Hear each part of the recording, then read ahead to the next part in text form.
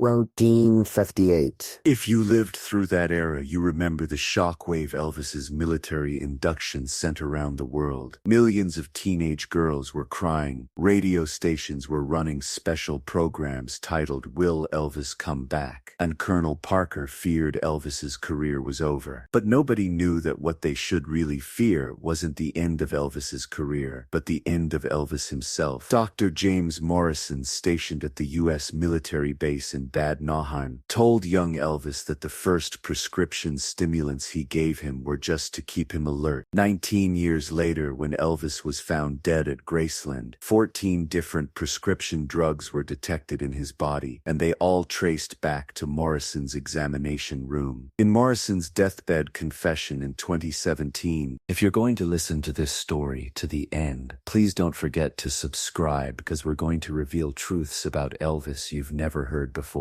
March 24, 1958, Germany. When Elvis Presley stepped into the U.S. 3rd Armored Division headquarters in the town of Bad Nauheim, thousands of miles from Graceland in Memphis, he was only 23 years old and had the world on his shoulders. The newly crowned king of rock and roll had turned the music industry upside down with Hound Dog and Don't Be Cruel, but now he was just an ordinary soldier. If you look at the photos taken of Elvis when he first arrived in Bad Nauheim that day, you can still see that old sparkle in his eyes. His hair was military buzzed, his uniform was spotless, and his smile was genuine. But these photos were actually capturing Elvis's last innocent moments, because the next day he would meet Dr. James Morrison, and his life would change forever. Morrison was 34 years old at the time and a Harvard Medical School graduate. According to military records, Morrison's specialty was psychiatry and neurology, but none of the drugs he gave Elvis were related to these fields. As Morrison explained in his 2017 deathbed confession, the moment he first met Elvis, he realized he was a special case. Not just because he was famous, but there was a vulnerability in Elvis's personality that Morrison had never seen before. Elvis was away from his mother for the first time in his life at such a distance, and Morrison noticed this loneliness. The first examination took place on March 26, 1958. Morrison's records stated that Elvis showed anxiety symptoms, had nighttime sleep problems, and was constantly thinking about his mother. Under normal circumstances, psychological support would be recommended for such conditions, but Morrison chose a different path. He gave Elvis dextroamphetamine, white pills that were described as stimulant vitamins at the time, but were actually powerful amphetamines. Morrison told Elvis these pills would give him energy and ease his sadness. After Elvis took that first pill, he told Morrison, "Doctor, I feel like I've been reborn." But Morrison's plan wasn't just to make Elvis feel good once. According to Morrison's 2017 confession, the medication regimen he gave Elvis was carefully designed. Stimulants in the morning, sedatives in the evening, extra doses on difficult days. Morrison told Elvis these pills would enhance his military performance. But in reality, he was preparing Elvis's body for chemical dependency. Elvis's letters to friends from that period still sit in archives, and in these letters he refers to Morrison as a miracle doctor. In a letter Elvis wrote to his mother, he said, "The doctor here gives me such good medicine, Mama. I feel like Superman." According to Morrison's records, Elvis's drug doses increased every week. Elvis, who initially took 1 pill a day, was taking 4 different drugs daily after 3 months. Morrison's notes stated, "The patient is developing tolerance," but this tolerance development wasn't accidental. Morrison was deliberately making Elvis's body need more drugs. Elvis's army buddies remember him taking pills night and day, but nobody thought this was abnormal at the time because Morrison presented these drugs as medical necessity. The most striking detail was that none of the drugs Morrison gave Elvis appeared in military medical records. Morrison obtained these drugs from personal supply sources, and Elvis's file officially showed only vitamin supplements. In his 2017 confession, Morrison explained, "I wanted to make Elvis addicted without putting him in official records, because this way nobody could trace it." In July July 1958, Elvis's mother Gladys came to visit her son in Bad Nauheim. This visit became the turning point of Elvis's military period,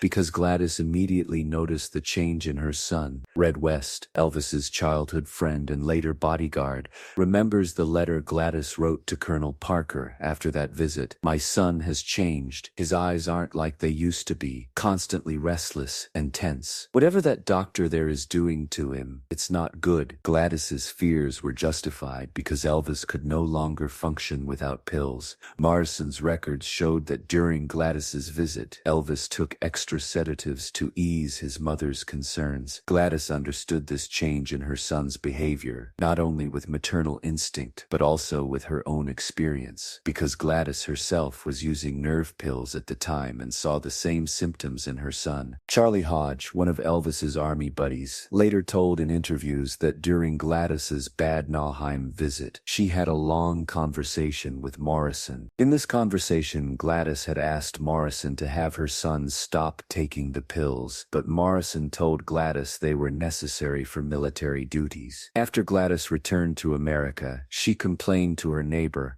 "I'm losing my son, but my hands are tied." The most tragic detail was Gladys dying of a heart attack on August 14, 1958. Just 1 month after her Bad Nauheim visit, Elvis received the news of his mother's death in Morrison's examination room, and Morrison doubled the dose of sedatives he gave him at that moment. In Morrison's 2017 confession, he made a horrific statement. "Elvis's mother's death was a great opportunity for me because now there was nobody left who could control him." When Elvis completed his military service and returned to America in March 1960, fans greeted him enthusiastically at the airport. Elvis looked like the same Elvis on the surface, but in reality, he was a completely different person. His body now needed daily medication doses, and the process Morrison started in Bad Nauheim would shape the rest of Elvis's life. Morrison had told Elvis which doctors to see in America, and these doctors were all Morrison's old friends. Elvis's first doctor after returning to America was Dr. George Nekopoulos, later known as Dr. Nick. Morrison had given Dr. Nick detailed information about Elvis's special medical needs, and this information included which drugs Elvis was accustomed to. Nick would later say in interviews, "When Elvis came to me, he was already addicted to many drugs, but I didn't know the reason." According to Morrison's 2017 confession, all the prescription drugs Elvis took in his early years in America were continuations of the system. Morrison started in Bad Nauheim. Elvis was now taking drugs, not just for performance, but to be able to function normally. Stimulants to wake up in the morning, sedatives to sleep at night, painkillers to deal with stress. Morrison had turned Elvis's body into a perfect addiction machine. Understanding how Colonel Tom Parker became involved in this story is critically important. Parker was aware of Elvis's drug use after his return to America, but instead of stopping it, he chose to control it. According to Morrison's confession, he had phone conversations with Parker during the Bad Nauheim period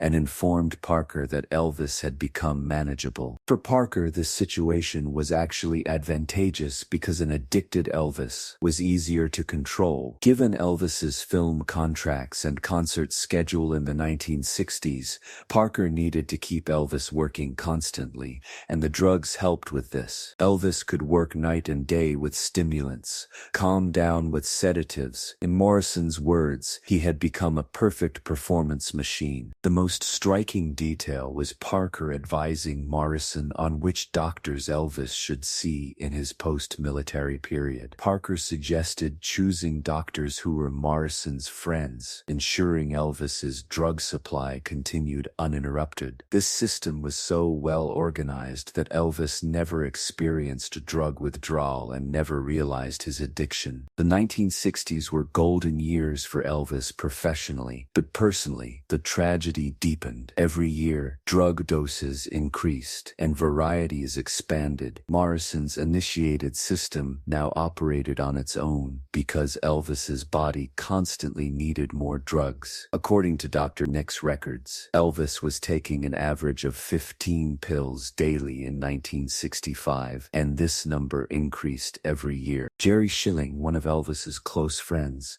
says he noticed the change in Elvis's behavior in the mid-1960s. Elvis now couldn't do anything without pills, stimulants for studio recordings, energy boosters before concerts, tranquilizers after concerts, sedatives to sleep. Elvis's daily routine was completely shaped around drugs. The drugs Elvis took during this period included Demerol, Percodan, Dilaudid, Quaalude, Valium, and dozens of others. Each had a different purpose, but they all shared the common trait of being addictive. In Morrison's 2017 confession, he said, "The process I started with Elvis in 1958 became a perfect addiction system in the 1960s. My intervention was no longer needed. The system operated on its own." The 1970s were Elvis's Las Vegas years, but they were also the period when drug addiction peaked. The process Morrison started in Bad Nauheim now controlled Elvis's every moment. If you watch Elvis's Las Vegas concert recordings, you can clearly see the change in his stage performance. Sometimes overly energetic, sometimes almost falling asleep, sometimes forgetting lyrics, sometimes not leaving the stage for hours. According to Dr. Nick's records, Elvis was taking an average of 25 different drugs daily in 1975. These drugs included powerful painkillers, stimulants, sedatives, antidepressants, and sleeping pills. Elvis's body was now so dependent on these drugs that when he tried to quit any of them,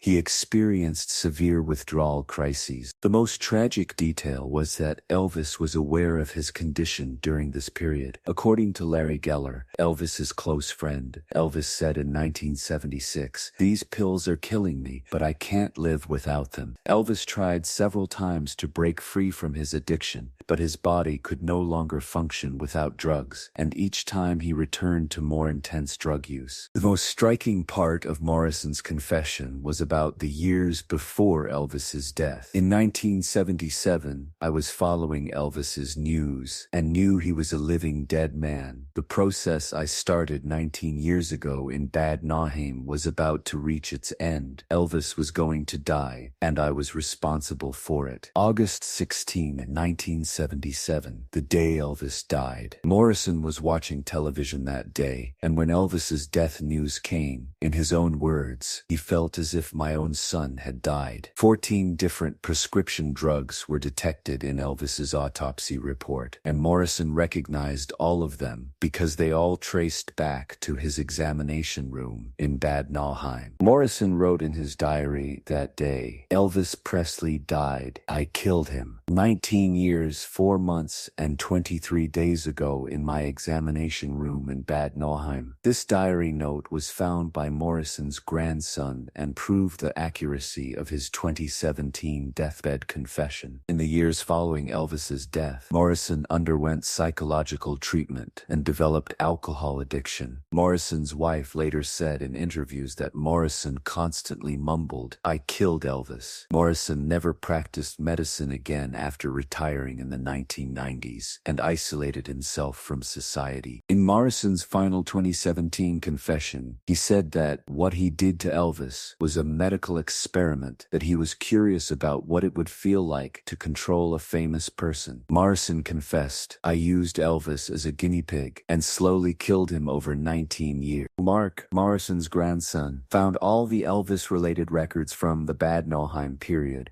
while going through his grandfather's personal belongings after his death. These records included a list of drugs given to Elvis, dosage increase plans, and notes from phone conversations with Parker. Mark Morrison initially thought about destroying these documents, but then decided that the truth needed to come out for his grandfather's conscience to be at peace. When he delivered the documents documents to Elvis experts in Memphis. The experts were shocked because it became clear that Elvis's addiction wasn't accidental, but a planned process. The most striking among these documents were the detailed records Morrison kept from the first drug he gave Elvis. Morrison had recorded Elvis's reactions, dosage increases, and addiction levels like a scientific study. For Morrison, Elvis wasn't just a patient, but also a test subject.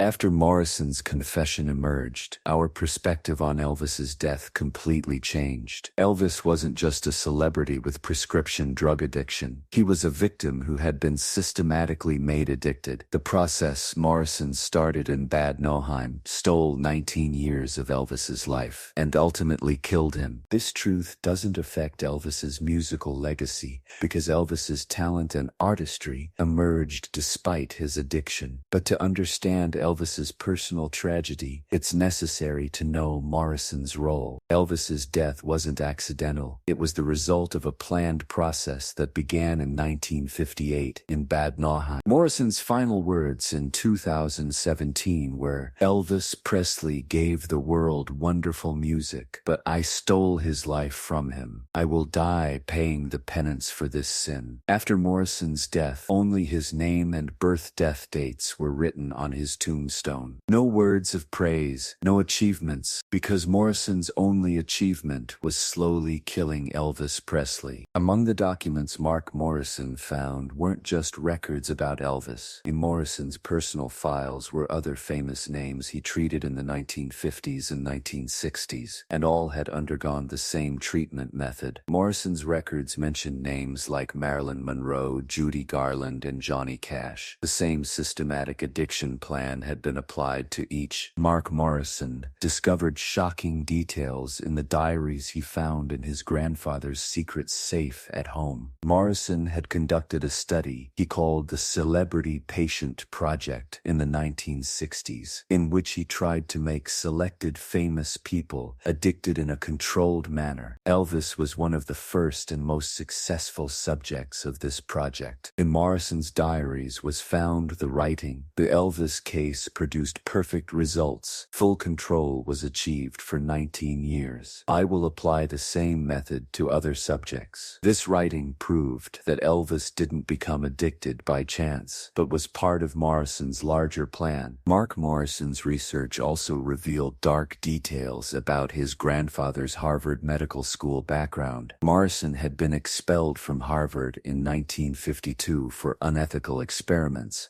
but this information had been hidden from military records. Morrison had conducted unauthorized drug experiments on human subjects while a student at Harvard and was removed from the faculty when caught. Morrison's file in Harvard's archives stated that he had a tendency to use the doctor-patient relationship as a manipulation tool. Morrison's professors had noticed that he had an obsession with controlling patients, but this information had been concealed during the military hiring process. The most striking detail was Morrison's thesis topic before being expelled from Harvard: addiction psychology and control mechanisms in famous people. This thesis was never completed because Morrison was expelled, but the Elvis case was actually this thesis put into practice. Mark Morrison's most shocking discovery was audio recordings of conversations Morrison had with Elvis. Morrison had secretly recorded all his sessions with Elvis during the Bad Nauheim period, and these recordings had been stored in his grandfather's basement for 60 years. In these recordings, we can clearly hear Elvis's trust in Morrison and how Morrison abused this trust. In one recording, Elvis says, "Dr. Morrison,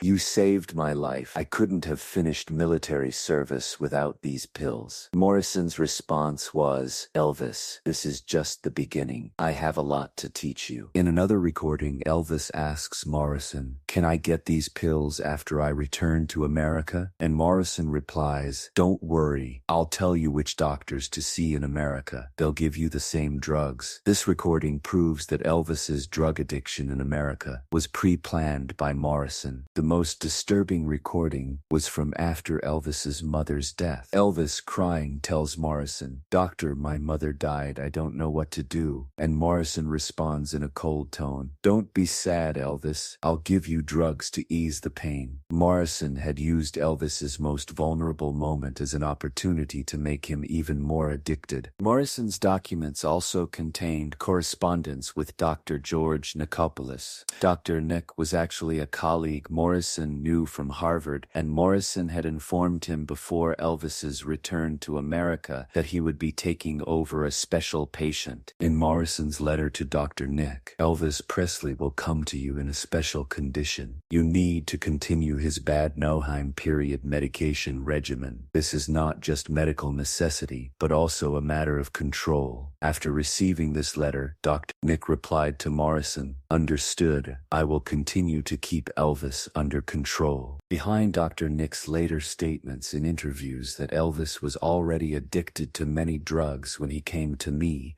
lay these correspondences. Dr. Nick actually knew the reason for Elvis's addiction, but remained silent as part of Morrison's plan. The most tragic detail was Dr. Nick's warning to Morrison in his final letter. "Elvis is now in an uncontrollable state. Doses are increasing every day. If this continues like this, he will die." Morrison's response was, "That was the plan from the beginning. Elvis needs to die." Morrison's archives also contained detailed notes of phone conversations with Colonel Tom Parker. Parker knew exactly what Morrison was doing to Elvis, and even used this situation to keep Elvis under control. In one conversation note, Parker told Morrison, "Elvis's addiction serves my purposes. An addicted Elvis is more manageable and works more." In this conversation, Morrison offered Parker, "I can increase Elvis's doses whenever you want. If you want him to work more, I'll increase the stimulant dose." The ugliest agreement between Parker and Morrison was made during Elvis's Las Vegas period. Parker told Morrison, "I want Elvis to sometimes be very tense, sometimes very calm during his Las Vegas concerts. This way fans will see a different Elvis at every concert." Morrison adjusted Elvis's drug regimen according to the concert schedule to meet this demand. These documents prove that Parker wasn't just Elvis's manager but also a partner in his addiction. Parker cared more about profitability than Elvis's health, and Morrison's system perfectly served Parker's needs. Among Morrison's records were also documents showing that Elvis began to realize his addiction in the 1970s. In a letter Elvis wrote to Morrison in 1973, he said, "These pills are changing me. I'm not like I used to be. Maybe we could try reducing them." Morrison's response to Elvis was very ugly and manipulative. "Elvis, you're the king of rock and roll. Without these pills, you can't give that performance. The only way to provide the energy and calmness your fans expect from you simultaneously is through these drugs." According to Sonny West, one of Elvis's close friends, Elvis said in 1975, "These doctors are killing me, but I can't live without them." Elvis was aware of his condition, but Morrison's system was so perfect that Elvis couldn't break free from this cycle. The most painful detail was what Elvis told his friend Larry Geller just 6 months before his death. "Larry, I'm no longer Elvis Presley. I'm just a shadow kept alive by pills. The real Elvis died in Germany." After the 1980s, Morrison completely isolated himself from society. Neighbors only saw him shopping at markets, and he never talked to anyone. Morrison's wife said during this period that he constantly mumbled Elvis and had nightmares at night. From Morrison's diaries, we learned that he fell into depression every August 16th after Elvis's death and never left his house that day. On these days, Morrison kept repeating, "I killed Elvis. I killed Elvis." In the 1990s, Morrison became an alcoholic and ironically started taking prescription drugs himself. Morrison's wife said, "My husband started doing to himself what he did to Elvis." Morrison had become a victim of the addiction system he created. Morrison's most painful habit in his final years was listening to Elvis's songs and crying. Neighbors said they heard "Love Me Tender" and "Don't Be Cruel" coming from Morrison's house at midnight, followed by sobbing sounds. After Mark Morrison revealed his grandfather's documents, his family tried to destroy these documents.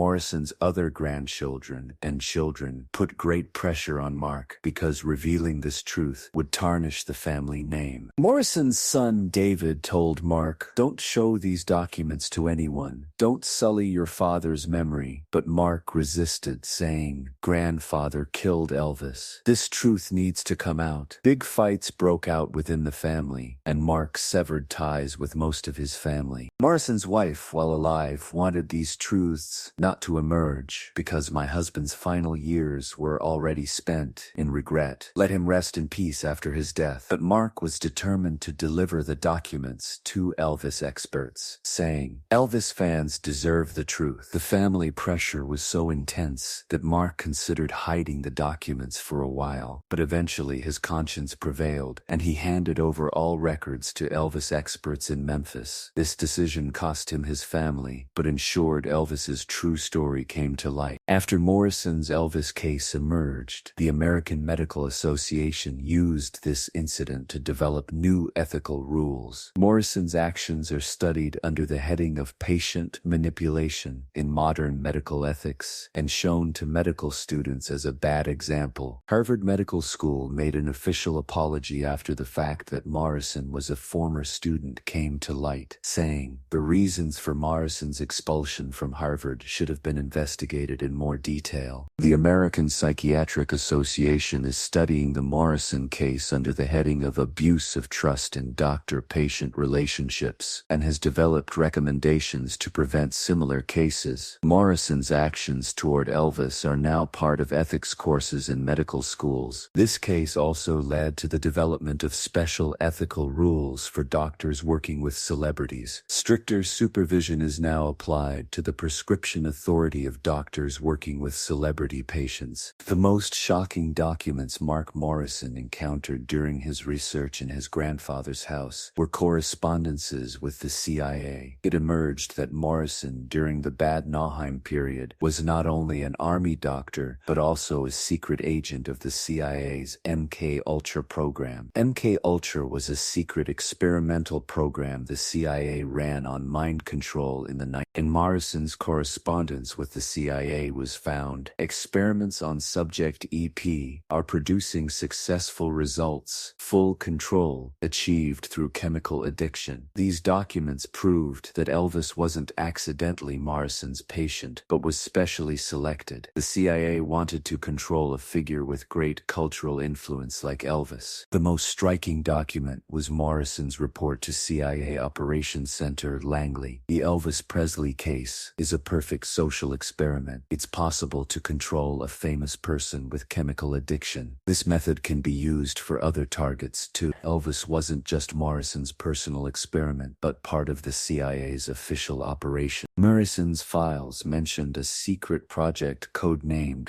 Operation King. This project aimed to achieve social control over the young generation using Elvis. Elvis's drug addiction wasn't just personal tragedy, but also a tool of cultural manipulation. Letters from KGB agents in the 1960s were also found in Morrison's documents. Soviet intelligence was aware of Morrison's control over Elvis and tried to use this situation for their own benefit. The KGB wanted to use Elvis's popularity in America for Soviet propaganda. A KGB letter stated, "Comrade Morrison, Elvis Presley's situation is a great opportunity for us. We want to work with the person who controls the idol of American youth." Morrison had rejected this offer, but the KGB's knowledge about Elvis showed how large Morrison's operation was. The most disturbing detail was the KGB's pressure on Morrison for Elvis to perform concerts in Moscow. The Soviets wanted to bring Elvis to Moscow and use him as a communist propaganda tool. Morrison had reported this plan to the CIA, and Elvis never went to Soviet territory. These documents revealed that Elvis was a critical figure not only in the music world, but also in the Cold War era. Elvis's every move was closely monitored by both the CIA and the KGB. Morrison's files also documented agreements he made with organized crime groups in Memphis. Morrison obtained the drugs he gave Elvis, not only through medical channels but also from the Memphis Mafia. This connection explained the suspicious circumstances surrounding Elvis's death. In correspondence between Memphis Mafia leader Santo Trafficante Jr. and Morrison was the agreement: we'll supply special drugs for Elvis, but in return we'll use his Las Vegas connections. Elvis wasn't just addicted, but had also become a tool the Mafia used unwittingly in their drug business. The ugliest detail was the Mafia using Elvis's parties at Graceland for drug distribution. Some people in Elvis's close circle were actually Mafia men who controlled the drug flow around Elvis. Elvis wasn't safe even in his own home. Morrison's records contained, "The Memphis Mafia strengthens our control over Elvis. Now we can give him as many drugs as they want." Elvis's addiction had become part of not only medical but also criminal network. Mark Morrison's findings also documented Priscilla Presley's secret struggle to save Elvis.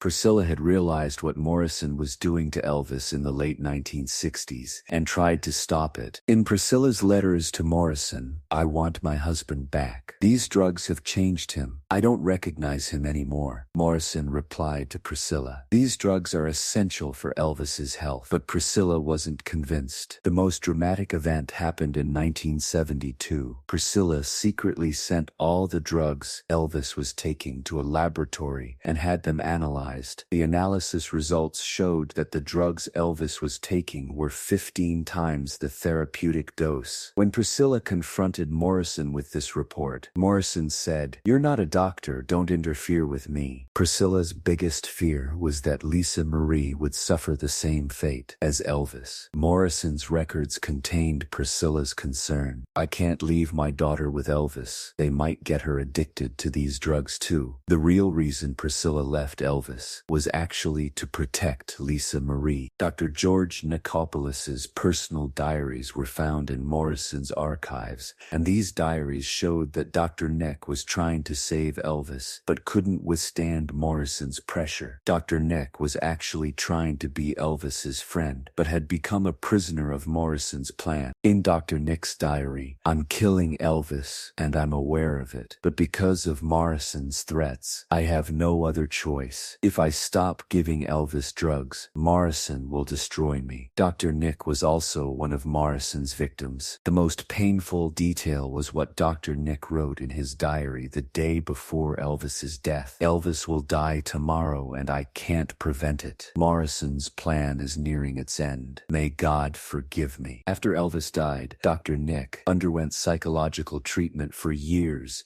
and constantly repeated, "I killed Elvis." But the truth was, Dr. Nick was also a victim of Morrison's system. Morrison's records revealed that Elvis made one final effort to break free from his addiction in 1976. Elvis had secretly researched rehabilitation centers in Memphis and considered getting treatment. A secret note Elvis wrote to his close friend Joe Esposito was found in Morrison's archives. "Joe, these drugs are killing me. Help me, let me get clean somewhere." But this note reached Morrison's hands before reaching Elvis. When Morrison learned of this situation, he tripled Elvis's drug doses. Elvis's last attempt at rebellion was thus suppressed. Morrison wrote in his diary, "Elvis is trying to escape, but I won't let him. The plan must be completed." Elvis's last concert was on June 26, 1977, in Indianapolis, and before going on stage at this concert, Elvis said, "This might be my last concert. I love you." Elvis sensed his own end, but it was already too late. Morrison's most ugly plan went into effect 2 weeks before Elvis's death.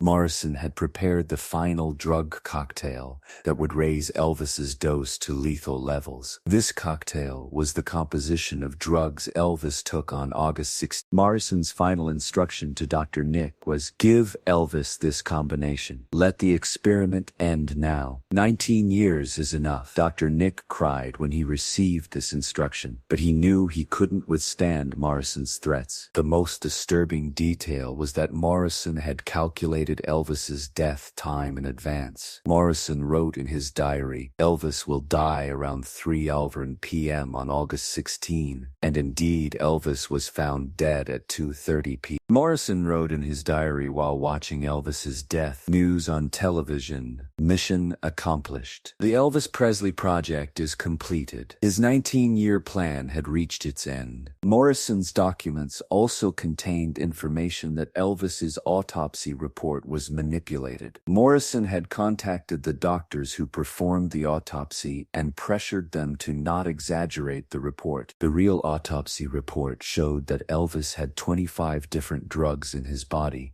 but the report released to the public only gave the number of 14 drugs. Morrison didn't want secrets to come out even after Elvis died. The most striking concealment was the damage reports found in Elvis's brain. 19 years of drug use had caused permanent damage to Elvis's brain, but this detail was never disclosed to the public. Morrison instructed the autopsy doctor, the brain damage report on Elvis should never be disclosed. This information would reveal the extent of Morrison's plan. After Morrison's death, a shocking truth emerged in Mark Morrison's meeting with Graceland management. Morrison's letters were stored in the basement of Graceland among Elvis's personal belongings. In these letters, Morrison wrote to Elvis, "You are my most successful work. When history remembers you, your true creator was me." Elvis kept these letters, but never replied. The Graceland curator had hidden the existence of these documents for 40 years because he feared it would damage Elvis's image. But these documents also came to light after Mark Morrison's revelations. The most painful letter was the last letter from Morrison the day before Elvis's death. "Elvis, everything will end tomorrow. Our 19-year journey will come to an end. Sleep peacefully." After the Morrison case emerged, similar cases around the world began to surface. Cases were found in England, France, and Japan, where famous artists were systematically made addicted. It emerged that some British rock stars also received similar treatment in the 1960s. Morrison's methods weren't exclusive to Elvis, but were a common practice of the era. These revelations exposed the dark side of the music industry. It was understood that behind many famous artists' early deaths in the 1960s were similar manipulations. The Morrison case is no longer just Elvis's story, but has become a symbol of the music industry's systematic abuse. After the Morrison case, new laws were enacted to protect famous artists. The law known as the Elvis Act provides for strict supervision of doctors working with celebrity patients. Music industry companies now establish special health teams to protect their artists. These teams closely monitor artists' drug use and try to prevent Morrison-like cases. The Morrison case is now taught as a special course in medical schools,